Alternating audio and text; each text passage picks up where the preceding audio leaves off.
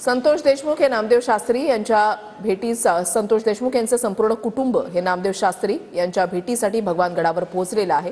त्यांच्याकडून या संदर्भातली माहिती जी आहे ती नामदेव शास्त्री यांना दिली जाते। नामदेव शास्त्री यांनी मांडलेली भूमिका आणि त्यावर चहूबाजूने झालेली टीका आणि यावर संतोष देशमुख यांच्या कुटुंबियांकडून आलेली प्रतिक्रिया, तर या अनुषंगाने धनंजय देशमुख यांनी आपली भूमिका ही स्पष्ट केलेली होती की आपण नामदेव शास्त्री यांना भेटणार, आपलं म्हणणं काय आहे ते आपण त्यांना सांगणार। ग्रामस्थ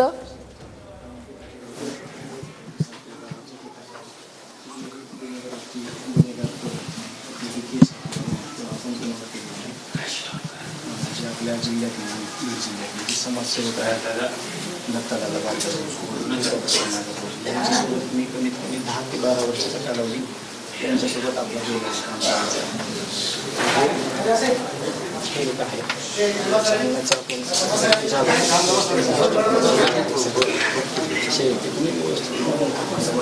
आणि मी खरं बोलतो छान मला कोणत्या गोष्टी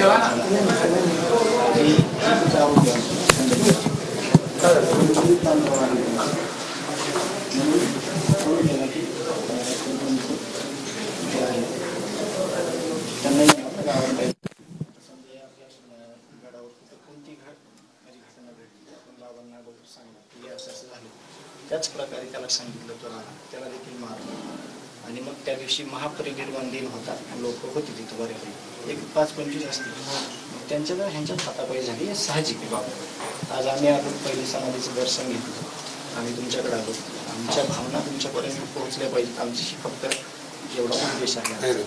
आणि मग त्या भावनेनं दलित बांधवाला मारलं, दलित बांधवाची जर अट्रॉसिटी जर त्या दिवशी घेतली असती तर आज संतोषांना देशमुख ज्यांनी की आता तुम्हाला फोटो दाखवले आपले इथलेच आहेत, तसे 24 वर्ष भावानी विठ्ठलाची वारी केली आत्तापर्यंत, तर तो भाऊ वाचला असता। सगळ्या गोष्टी ही घटना घडल्यावर झाल्या आणि त्या सगळ्या आरोपीला PSI शिंदे साहेबांनी स्वतः फोन केला की साहेब आमचा तुमच्यावर विश्वास आहे। तिथली सगळी पोलीस यंत्रणा जी आहे त्यांना इकडचं मसाज एरियातलं कुणाला काहीच ताण नव्हता, घरच्यासारखं आम्ही त्यांच्यासोबत राहत होतो, त्यांना सहकार्य करायचो।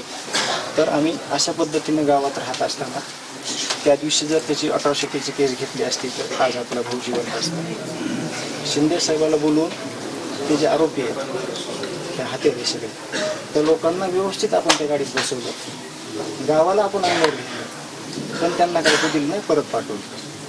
त्यांनी त्या गोष्टीचा राग जर धरायचा असता तर आपल्याला जर म्हणले असते की तुम्ही माफी मागा, तुमचं चुकलं, आपण ते देखील केलं असतं। तर यांची पार्श्वभूमी ही आहे।